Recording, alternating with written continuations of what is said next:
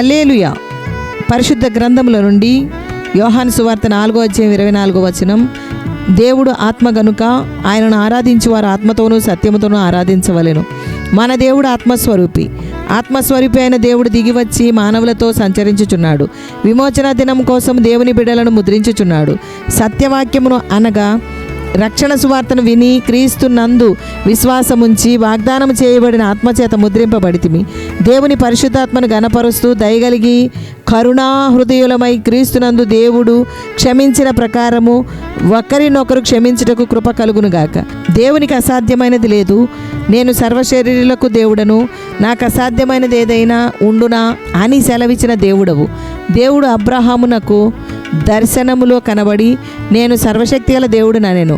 సత్యవ్యాప్తి అయిన దేవుడు అన్ని స్థలములందు నిండి ఉన్నాడు. పైన ఆకాశమందును క్రింద భూమి యందును దేవుడే. సర్వలోకము ఆయన మహిమతో నిండి ఉన్నది. నేను ఆకాశమునకెక్కినను నీవు అక్కడను ఉన్నావు. నేను పాతాళమునందు పండుకొనినను నీవు అక్కడను ఉన్నావు. మహత్కార్యములు జరిగించే దేవుడవు, సర్వంతర్యామివైన దేవుడవు. దేవా నీకు స్తోత్రం. ప్రార్థన చేసుకుందాం. దేవా యేసయ్య, నీవు సర్వమును ఎరిగిన వాడవు. నీ దృష్టికి మరుగైనదేది లేదు. చూచుచున్న దేవుడవు నీవు. నీకే వందనములు. నీ ఎడల యథార్థ హృదయము గలవారిని బలపరచుటకే నీ కనుదృష్టి లోకమంతటా సంచారము చేయుచున్నది. దేవా నీకు స్తోత్రం.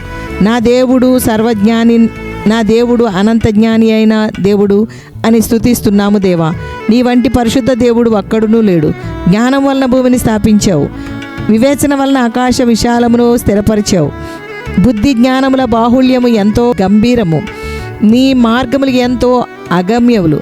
దేవా, క్రీస్తు యేసునందు పరిశుద్ధపరచబడిన వారమై పరిశుద్ధులుగా ఉండుటకు, యేసుక్రీస్తు నామమున ప్రతి స్థలములో ప్రార్థించుటకు ప్రభు అయిన యేసుక్రీస్తు నుండి కృపా సమాధానములు కలుగునుగాక. ఎల్లప్పుడూ కృతజ్ఞతాస్తుతులు చెల్లించుచున్నాము. దేవా, నీ సహవాసమునకు పిలిచిన దేవా, నమ్మదగిన దేవుడవు.